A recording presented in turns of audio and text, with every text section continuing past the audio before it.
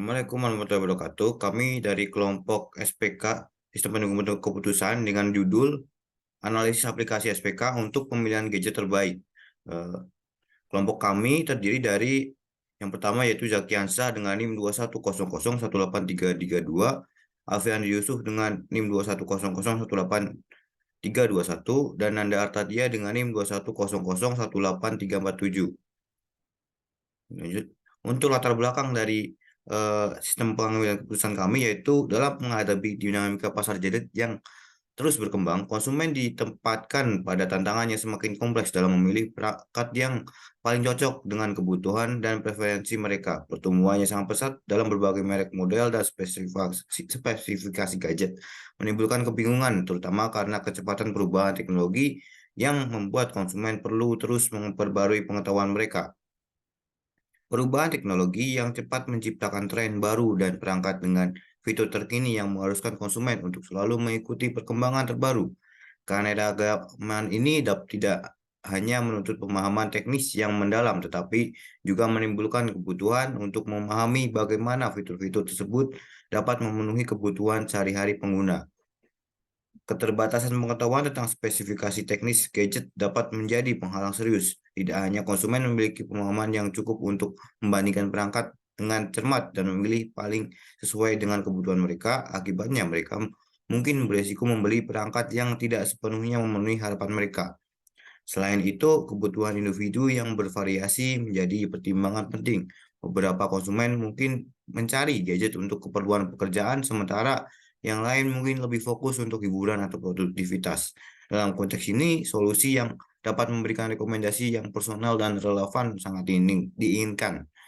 Untuk meningkatkan kompleksivitas ini, pengembangan aplikasi sistem penentu keputusan untuk pemilihan gadget terbaik menjadi suatu kebutuhan. Aplikasi ini diharapkan dapat menjadi panduan yang efektif bagi konsumen, membantu mereka membuat keputusan yang informasional dan cerdas. Selain itu, aplikasi ini juga dapat mempercepat proses pengambilan keputusan, menghemat waktu dan usaha yang biasanya diperlukan untuk mencari informasi secara manual. Dengan pemahaman yang mendalam terhadap latar belakang ini, aplikasi sistem penentu keputusan diharapkan dapat menjadi mitra yang berharga bagi konsumen dan menavigasi pasar gadget yang semakin kompleks dan dinamis. B. Definisi masalah. Latar belakang sistem aplikasi sistem pendukung keputusan untuk pemilihan gadget terhadap terbaik dapat dianggap sebagai semi terstruktur karena mencakup elemen-elemen yang bersifat struktur yang dan tidak terstruktur, menciptakan tingkat kompleksitas dan variasi yang memerlukan penanganan yang khusus. Pemaparan tentang kebutuhan individual konsumen membawa unsur semi terstruktur. Kebutuhan ini dapat sangat bervariasi antara individu tergantung pada tujuan pengguna gadget seperti untuk pekerjaan, hiburan, dan atau produktivitas. Oleh karena itu, meski ada gambaran umum, faktor ini bersifat dinamis dan bervariasi, menambah tingkat kompleksitas pada latar belakang.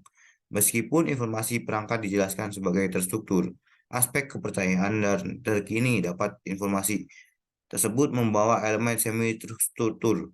Kehandalan sumber informasi yang cepatnya perubahan dalam data teknis yang perlu dipertimbangkan menambahkan dimensi-dimensi ke dalam proses pengambilan keputusan. Dengan menggabungkan aspek diverifikasi kebutuhan pengguna dan kebutuhan informasi yang terpercaya dan terkini, latar belakang ini mungkin menjadi terstruktur dalam menggambarkan kompleksitas dalam pemilihan gadget ini, menciptakan landasan yang kokoh untuk pengembangan aplikasi sistem pendukung keputusan yang dapat menangani perubahan kebutuhan konsumen dan memastikan informasi yang disajikan secara aktual dan dapat dipercaya. Masalah dalam sistem pengambilan keputusan untuk pemilihan gadget terbaik merujuk pada kemampuan sistem untuk memberikan rekomendasi yang tepat dan sesuai dengan kebutuhan pengguna. Hal ini dapat disebabkan oleh beberapa faktor, termasuk kurangnya akurasi data, ketidaktepatan model analis, karakteristik kriteria yang tidak terdefinisi dengan baik, atau keterbatasan dalam interpretasi preferensi subjektif pengguna terhadap gadget. Masalah dalam sistem semacam ini seringkali mengakibatkan ketidakmampuan sistem untuk memberikan rekomendasi yang relevan dan optimal bagi pengguna. C. Tahapan pengembangan aplikasi. Yang pertama yaitu model keputusan sekaligus flowchart. Model keputusan yaitu masukan, yaitu kebutuhan pengguna dan informasi perangkat. Untuk prosesnya, yang pertama evaluasi kebutuhan pengguna. Kebutuhan pengguna dievaluasi untuk mengidentifikasi kriteria yang relevan dengan keputusan. Yang kedua yaitu penilaian informasi perangkat. Informasi perangkat dinilai untuk menentukan nilai terhadap kriteria yang relevan. Yang ketiga yaitu proses pengambilan keputusan, yaitu kriteria dan nilai informasi perangkat digunakan untuk membuat rekomendasi. Keluaran yaitu rekomendasi gadget terbaik. Untuk selanjutnya akan disampaikan oleh teman saya yaitu Alfi. Baik, flowchart di sini dari pengguna, misalnya membutuhkan kebutuhan pengguna atau informasi perangkat. Kalau misalnya dia membutuhkan informasi perangkat, maka akan ke penilaian perangkat, lalu dari kebutuhan pengguna akan evaluasi kebutuhan, lalu ke kriteria pemilihan. Kemudian dari kriteria pemilihan atau penilaian perangkat akan ke proses pengambilan keputusan, lalu akan memunculkan rekomendasi gadget terbaik dan selesai. Dan selanjutnya dua, basis pengetahuan. A. Kebutuhan pengguna. Tujuan tujuan penggunaan gadget dapat digunakan untuk berbagai tujuan, seperti bekerja, hiburan, atau produktivitas. Anggaran. Harga gadget dapat bervariasi dari yang murah hingga yang mahal. Fitur. Gadget memiliki berbagai fitur seperti kamera, layar, dan prosesor. B. Informasi perangkat. Spesifikasi teknis atau spesifikasi teknis perangkat dapat mencakup informasi tentang prosesor, RAM, penyimpanan, kamera, dan layar. Fitur. Gadget memiliki berbagai fitur seperti kamera, layar, dan prosesor. Harga. Gadget dapat bervariasi dari yang murah hingga yang mahal. Ulasan pengguna. Ulasan pengguna dapat memberikan gambaran tentang pengalaman pengguna dan dengan perangkat tersebut. 3. Model proses atau proses bisnis. Di sini user membuka aplikasi, lalu sistem akan menampilkan daftar handphone.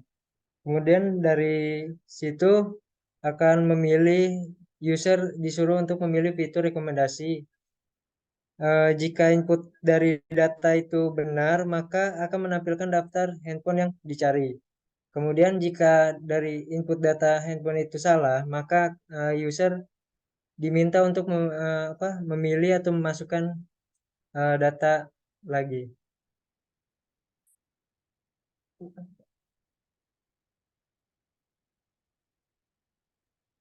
Selanjutnya untuk desain basis data, yang pertama kita menggunakan tabel pengguna yang berisikan kolom ID kebutuhan dengan tipe data integer, lalu kemudian ada tujuan penggunaan dengan tipe data varchar, kemudian anggaran dengan tipe data integer, kemudian ada kolom yang fitur diinginkan dengan tipe data varchar.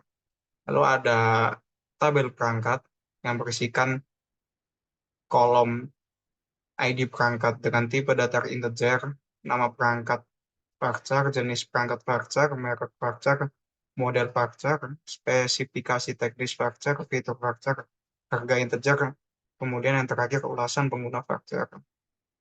Di sini kemudian ada relasi database. Di sini maksud dari relasi tersebut merupakan one to many dari kebutuhan pengguna ke informasi perangkat. Jadi satu kebutuhan pengguna itu bisa mencakup beberapa informasi perangkat. Lalu di sini ada desain antarmuka atau UI. Di sini adalah mockupnya atau prototipe kasarnya. Untuk lebih jelasnya, saya akan langsung mendemokan di Figma. Nah, ini adalah tampilan home ketika pengguna membuka aplikasi. Lalu seperti yang dijelaskan di flowchart tadi, pengguna bisa langsung mengecek informasi handphone seperti ini. Nah, nanti akan muncul berapa bintang. Nah, dari bintang tersebut juga bisa menentukan keputusan pengguna. Di sini lengkap dengan spesifikasi yang berisikan layar, chip, sistem. Lalu Bisa juga pengguna langsung meminta rekomendasi dengan memasukkan beberapa kriteria di atas, seperti kriteria harga, RAM, penyimpanan, prosesor, kamera. Lalu jika pengguna sudah memasukkan semuanya, pengguna bisa mengklik hitung. Nah, di sini ada pemberitahuan perhitungan sukses. Kemudian akan muncul rekomendasi dari kriteria yang dimasukkan oleh pengguna tadi. Dan di sini muncul iPhone 13 dengan spesifikasi seperti berikut. Nah, mungkin ini saja dari prototipenya. Kita lanjut ke Word. Kemudian ada gambaran deskripsi secara umum. Yang pertama, tujuan aplikasi yaitu memberikan panduan dan rekomendasi kepada pengguna untuk memilih gadget yang sesuai dengan kebutuhan dan preferensi mereka. Kemudian menyediakan informasi terkini tentang spesifikasi, performa, harga, dan ulasan gadget. Lalu ada fitur utama seperti kriteria pemilihan, basis data gadget, algoritma pemilihan, dan peringkat dan ulasan pengguna seperti yang ada di prototipe tadi. Kemudian ada antarmuka atau UI, ini juga pemilihan kriteria dan hasil rekomendasi. Kemudian kesimpulan dari aplikasi sistem penentu keputusan handphone terbaik ini adalah aplikasi sistem pendukung keputusan pada dasarnya dapat memberikan bantuan dan arahan yang signifikan dalam memilih gadget terbaik dan meminimalkan risiko, meningkatkan pemilihan yang lebih tepat, dan memperkaya informasi bagi pengguna untuk membuat keputusan yang lebih cerdas dan terinformasi. Tetapi pengguna tetap memiliki peran krusial dalam pengambilan keputusan akhir. Mungkin ini saja yang dapat kelompok kami sampaikan. Kurang lebihnya mohon maaf. Wassalamualaikum warahmatullahi wabarakatuh.